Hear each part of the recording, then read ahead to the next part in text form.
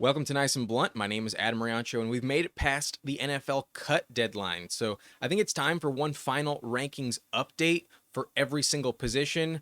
Most of them are the same, but I figured why not? Let's just get this in order for the record. And I want to say final, but there is always that potential Brandon Ayuk trade that is looming in the background that I don't think is going to happen. But if somehow it does, then that would be the final update to the rankings. But let's move forward. Assuming that doesn't happen, these are my final rankings for running back, quarterback, wide receiver, and tight end heading into 2024. We begin at running back, where I updated these not too long ago. I didn't make that many changes, but I've decided to flip flop again on Jahmyr Gibbs, Jonathan Taylor. But I've said all offseason that I view these two players identically, and the Jahmyr Gibbs hammy appears to be behind him. I'm not worried about it anymore. So I'll put him back above Jahmyr Gibbs, where he originally was in my rankings. There's more upside for him if Dave Montgomery goes down. But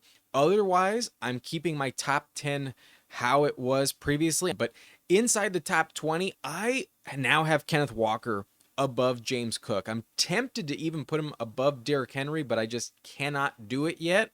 But his role will be expanded in the passing game according to all of the coaching reports, and I do think that makes him a little more interesting than James Cook. Obviously, Cook has to deal with Josh Allen on the goal line, and Kenneth Walker is the clear goal line back in Seattle. The Bills have a better offense collectively, but Kenneth Walker appears in line for workhorse duties. So he, I think, is more valuable than James Cook. Cook is still a very solid high-end RB2, but I think I'd rather have the upside potential of Walker living up to his top 8 ceiling. That is possible if Charbonnet's role really is diminished or possibly non-existent. We will find out, but I think I'd rather have Walker over James Cook as of today after talking to my buddy Angus. You can check out that take on the channel. I posted it yesterday on Tuesday. But I'm also bumping up Raheem Mostert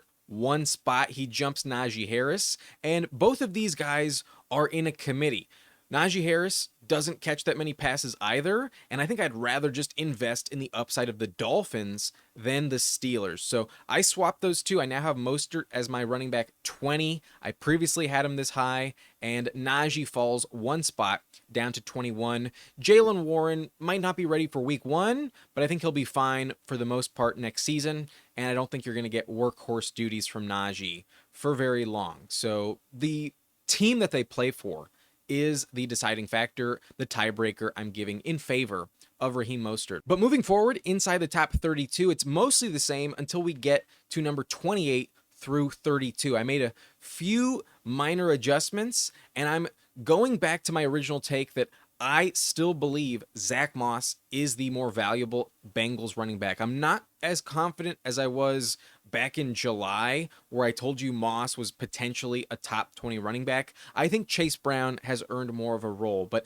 I think Moss is the more reliable player, especially on the goal line, and that is the critical value in fantasy for this backfield. So I'm going to keep Moss as the guy I prefer. Maybe I'm wrong, but I think I'm right, and I'm bumping him up one spot now at 28 behind Jonathan Brooks. I think he's a little safer over the course of the season than Jerome Ford. Ford might have more value in week 1, but I think once we hit week 11, when Chubb is back on the field, there could be some question marks with Jerome Ford and his usage. So that's why I swapped the two of them. And then I did drop down Chase Brown only 2 spots. He's still at 32, so still a legitimate flex play, but I do prefer Moss at, I guess, 4 spots higher, and that does raise my eyebrow a little bit. That's why he gets jumped by Brian Robinson and Rico Dowdle. I think there's more touchdown potential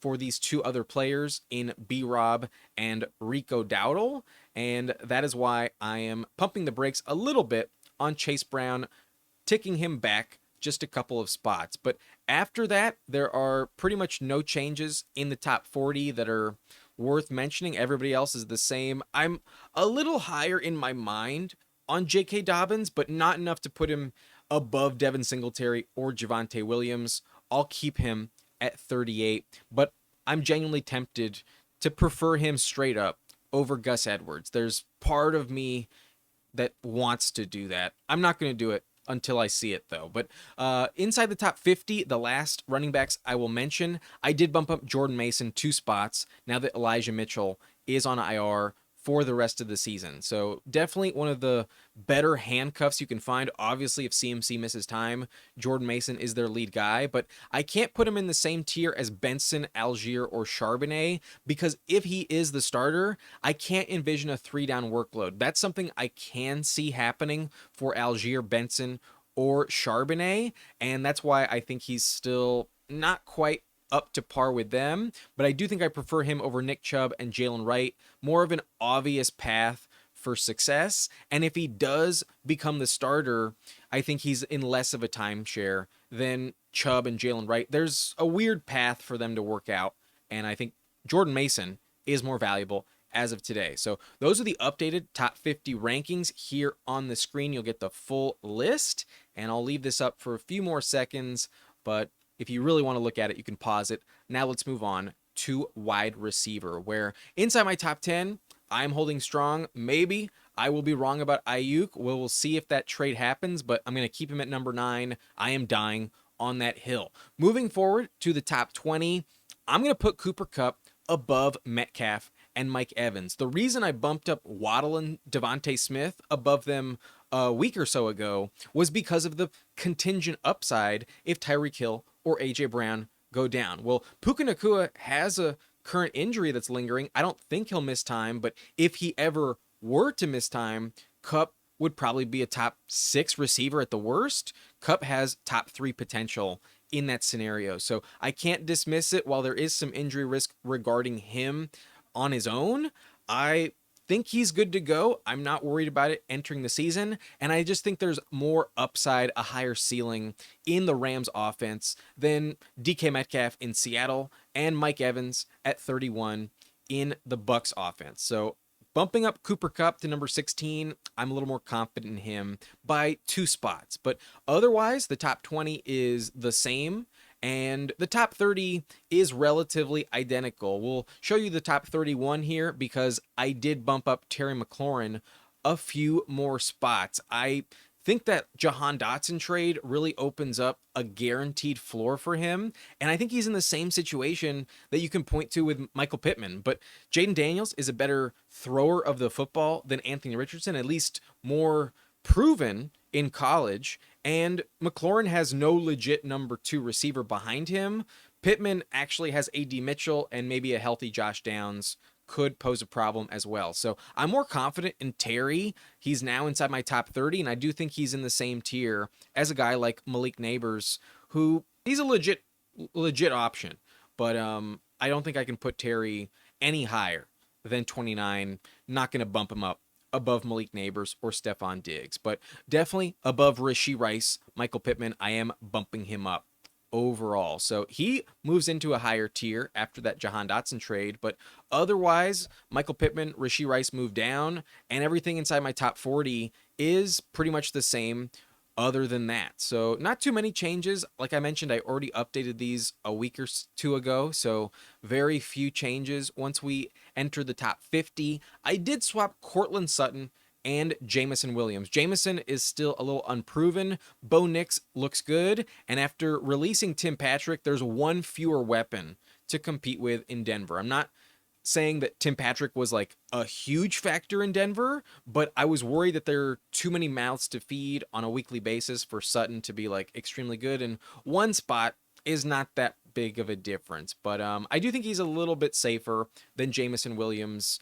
He's their clear number 1 in Denver. Jameson has had very up and down performances over the course of his career. I think it's a little bit more guaranteed in terms of floor production from Courtland Sutton. However, inside the top 65, this is pretty much the last adjustment I will mention. I'm dropping down Jalen Polk to the bottom of his tier. So 6 spots, but still in the same tier as these other number 2 receivers with upside. There are some weird reports in New England regarding their number 1 receiver. I know they got rid of Juju Smith-Schuster. I know that Kendrick Bourne is on IR, but Jalen Polk does not look like the clear number one guy to enter the season. It might be KJ Osborne, and even Pop Douglas might be more involved from a snap percentage over the rookie Jalen Polk. So at least to start the season, I think Polk has a little more risk. As the season goes on, I think he will take over as their best receiving option. But at the moment, I'm a little more confident in these other players that I ranked now above him. And Jalen Polk moves from 57 down to 63, still in the same tier, just not as safe as I previously thought. So that is the last adjustment I'll mention at receiver. Dotson moves down. You can't draft him, but I'm not going to show you anyone past the top 65. I don't think it's really worth it at the moment. So let's move over to quarterback, where there are very few changes. The top 19 are all the same. I think the top 19 are the guys you really want, but I'm going to make a slight adjustment in my boom bust tier. I'm going to drop down Justin Fields 3 spots to number 23. I previously had him at 20, and although he does have like top 5 upside, maybe he doesn't start for over half the season and never really gets in your lineup. That is a big red flag. So I don't think you can draft Justin Fields, and for that reason, I just don't think I can put him above guys like Deshaun Watson, Geno Smith, or Sam Darnold. It feels too risky despite the elite upside. So lowering my take on Fields, still a potential league winner, but no longer QB 20. And that means Sam Darnold moves up 1 spot, but Geno Smith stays put because I'm bumping up Deshaun Watson above Geno Smith. I think there is a little bit more upside for Deshaun if he can get back to what we expected. There are some red flags. He could miss a lot of time next season, just like he did last year, but there is a world where he puts up top 16 numbers. Last season on a per game basis, the sample size was really small, only 5 games, but he was actually just as good as Trevor Lawrence, who I have at quarterback 16. So Watson, I think, is a better draft pick than Geno Smith. And Fields, I have been taking after I take Darnold in my personal drafts, so I think I need to adjust that take, drop him down 3 spots. But otherwise, all of my quarterback rankings remain the same. If you watched my previous video breaking down the position, everything after that, aside from these 4 players, remain the same. But moving on to the tight end position, the last position of this video, I have made quite a few substantial changes, which we will get to here on the screen. I swapped Trey McBride and Mark Andrews because Andrews recently had a car accident, and he's actually questionable as of today for week 1. I think he'll suit up, but I think he might be a little bit more of a decoy at the beginning of the year. I still think he's going to score a lot of touchdowns, but I'm a little bit worried, especially coming off of last year's injury, that maybe he is not the elite guy that he once was. Isaiah Likely is also looking a lot more involved in this offense. So I'd rather just stick with the youth. I think there are a lot fewer red flags regarding injury with Trey McBride. And although I still have Mark Andrews in the same tier, he could definitely still finish as the number 1 overall guy. I think I'd rather just stick with the floor of Trey McBride. It feels very safe to bet on that, as opposed to a slight concern with Mark Andrews and his health as of today. So I'm still high on Andrews. I'm not saying don't draft him. I'm just saying it might be a little safer to go with McBride straight up. But that's a very minute change. It's not that big of a deal. I did make one other change, though, inside my top 10, where I'm going to double down on Jake Ferguson. I'd rather go with Ferguson over Evan Ingram straight up. There's a lot of volume headed for Ingram, but last year there were very few targets in the red zone. He scored almost no touchdowns. That only happened once Christian Kirk got hurt, and I'm worried it could happen again. Whereas Jake Ferguson led all tight ends last season in red zone targets, and I know for a fact he's getting a ton of them once again with a very narrow target tree in Dallas. So Ferguson jumps Ingram, McBride jumps Andrews, and otherwise my top 10 remains the same. I was tempted after yesterday's conversation with Angus to put Kyle Pitts higher, but I'm going to hold strong. I'm going to stand pat. I'm going to keep Pitts at number 9. He's just a little too much of a wild card for me to trust. And like David Njoku, while he could finish top 5, he could also finish outside the top 13, maybe even outside the top 15 like last season. I doubt it, but Pitts, I'm still not willing to fully endorse as a top 7 tight end.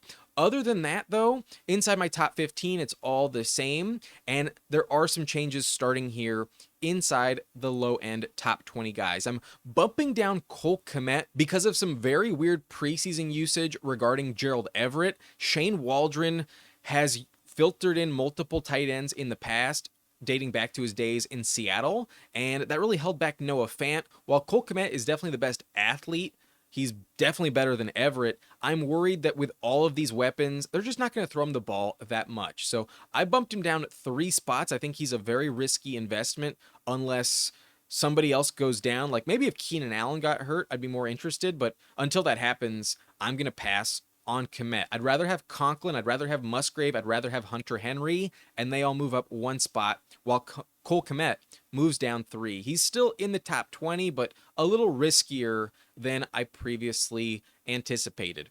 Outside the top 20, though, is where all of the big changes do occur. And after trading away Jahan Dotson, I think Ben Sinnott is really in line for a potential breakout, even as a rookie. I think Zach Ertz is going to be a annoying part of this offense early on in the season, but I think as the weeks go by, Ertz is probably going to get hurt. He's very old for a NFL player at least, and Sinnott is a really good athlete. There's really high potential with Ben Sinnott. So I'm bumping him up 11 spots. I was very timid to really endorse him earlier in the offseason, but after that Jahan Dotson trade, I'm all in. Give me Ben Sinnott as the tight end 21. I think he could be a potential league winner this season, perhaps a Dalton Kincaid, Trey McBride-esque season is in line for him this year. But I'm also bumping up Isaiah Likely 6 spots with the injury concerns to Mark Andrews and some very positive reports regarding his usage this season.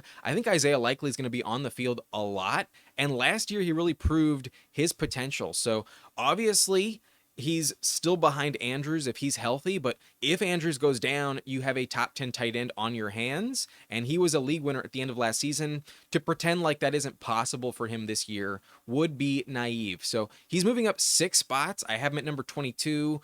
If Andrews misses time, he is phenomenal. So a decent bet with these 2 young guys, Sinnott the rookie and Likely entering year 3, I think will be heavily involved this season. And that's why I prefer them over guys like Juwan Johnson, Mike Gesicki. There's still some upside with them, but I prefer Sinnott and Likely, and that's why they move down 2 spots. They get jumped, but Colby Parkinson stays put. However, Jonnu Smith moves up 9 spots after some interesting preseason usage where I do think he's going to be a little more involved than I previously gave him credit. He's still just tight end 26, so I'm not sitting here saying you have to draft Jonnu Smith, but I think having him at 35 a couple weeks ago was too dismissive. I moved him up 9 spots, especially after Odell Beckham Jr. was placed on IR. So Mike McDaniel sounds like he wants to get Jonnu involved a little bit more, and he definitely has more yak potential, a better athlete than Durham Smythe. So he's kind of interesting, and he moves up 9 spots in the rankings, but still kind of undraftable. And that's why these other guys move down. He jumps Cade Otton, Chigo Okonkwo. I'm bumping up Hayden Hurst after the Chargers cut Donald Parham. That's definitely beneficial for Hurst. And he jumps Dawson Knox. So not a huge difference, but a little more interesting. Zach Ertz moves up 1 spot because I'm worried he gets hurt, but in the beginning of the season, he might see like 6 or 7 targets per game. We saw that happen in Arizona over the last couple seasons, but he's going to go down at some point. He's too old to be a season-long factor. That's why I heavily prefer Ben Sinnott 10 spots higher. But I'm not excited about Greg Dulcich anymore. I'm really worried they picked up Donald Parham after the Chargers cut him, and Troutman is still there. Dulcich, I don't think, has elevated himself to differentiate him away from the pack. I think you can pass on Dulcich. It feels too risky, but that's about it for the tight end position. Those are my updated top 32 rankings, and it's really just for the sake of your draft, a little higher on McBride as opposed to Andrews, and I'd rather go Ferguson over Ingram. Outside the top 16, you're probably not drafting anyone in your home league. So that's it for this video. If you enjoyed, hit that like button and subscribe to the channel for more content like this. And tomorrow we have the live stream of the subscriber auction league. It's taking place 8:15 p.m. Pacific time, and I hope to see you there. I cannot wait. And yeah, we'll see how that goes. Let's hope it works out. But that's it for me. My name is Adam Riancho. I'll see you next time. Thank you for watching. Nice and blunt.